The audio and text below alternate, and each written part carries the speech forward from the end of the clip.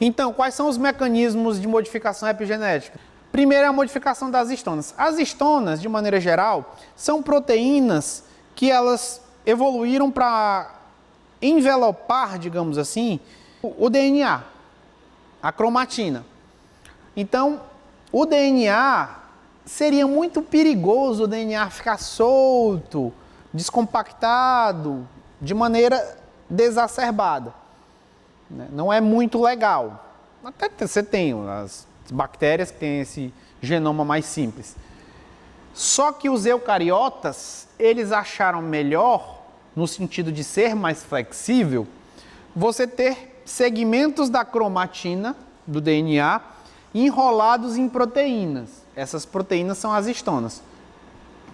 E aí você pode ter segmentos muito enrolados, muito condensados, e segmentos menos condensados, menos compactados. O que isso confere?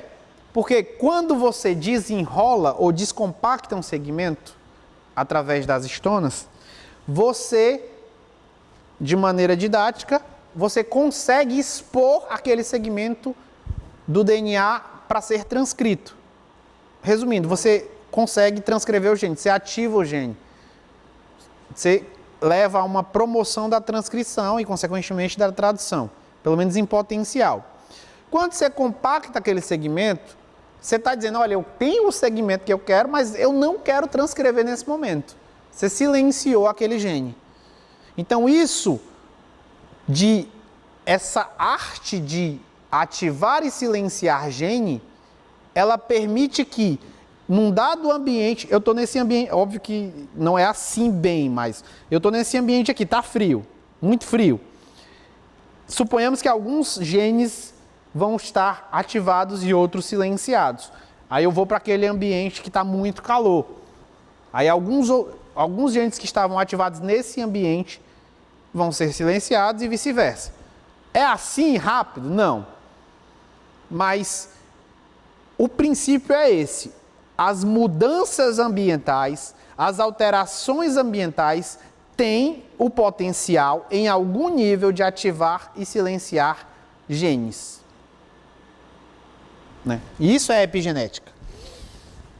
No caso, a modificação das histonas. Você alterando o padrão, por exemplo, de metilação, acetilação de uma histona, você consegue, por exemplo, sei lá, dando um exemplo, você metilou aqui, você acetilou aqui. Os grupos acetil são grupos maiores, então você causa repulsão. As histonas se afastam, você pode transcrever.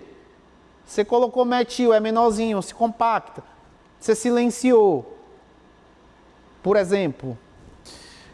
Então, alterando o que a gente chama na química da alquilação das histonas, ou seja, acetilando ou metilando as histonas, a gente consegue descompactar ou compactar a cromatina, ou seja, a gente consegue ativar ou desativar genes.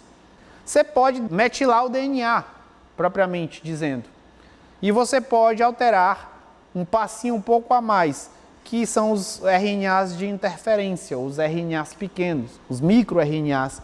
Esses RNAs, eles chegam e impedem a ativação do gene. O gene está normal, o gene ia começar a ser transcrito, mas aí chega um RNA de interferência e diz, calma bebê, corta esse RNA mensageiro que ia ser transcrito. Só para a gente ter essa ideia geral. Uma coisa interessante, o nenenzinho, a partir do momento que o zigoto começa, que o ovócito secundário é fecundado pelo espermatozoide e forma-se aquele óvulo, né? O ovócito fecundado, você tem um sistema de programação desenvolvimental. Estou falando de programação metabólica, porque aqui eu estou falando de metabolismo, mas é a programação do indivíduo. O neurodesenvolvimento, desenvolvimento do coração, desenvolvimento dos vasos, desenvolvimento dos rins, desenvolvimento do repertório enzimático, de tudo que rege o funcionamento do corpo deste ser aqui.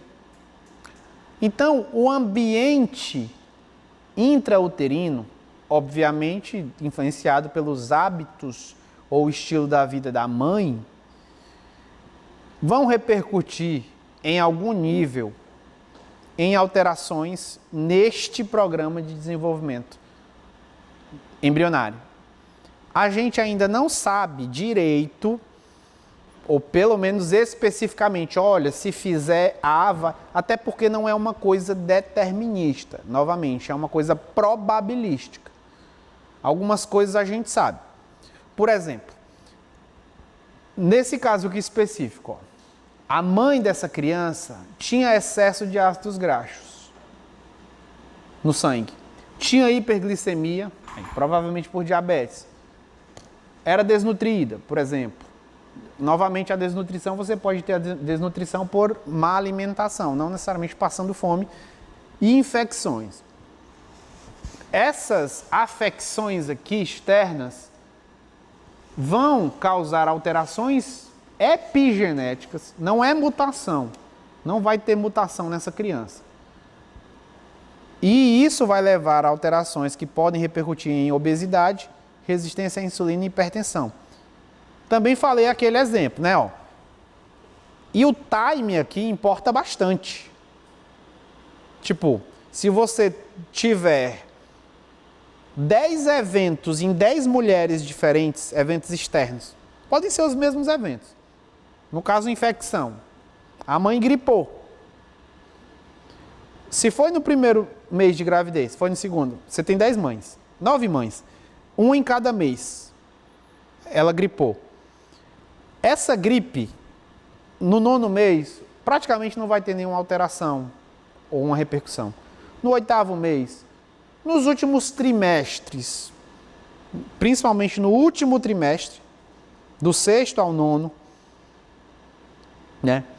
E do 3º ao 6º já tem moderado. Mas no primeiro trimestre, principalmente do 1º ao 3º, 4º mês ali, o cérebro dessa criança está em desenvolvimento acirrado.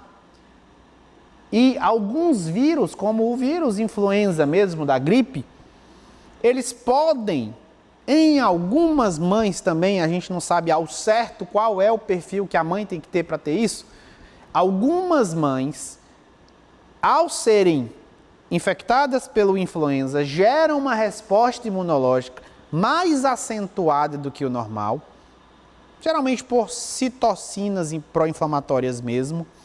E essa não é o vírus em si, é a resposta imunológica da mãe. Essa resposta imunológica da mãe, ela inunda este embrião em formação, novamente eu falei lá, principalmente no primeiro trimestre, e afeta o padrão de desenvolvimento cerebral dessa criança.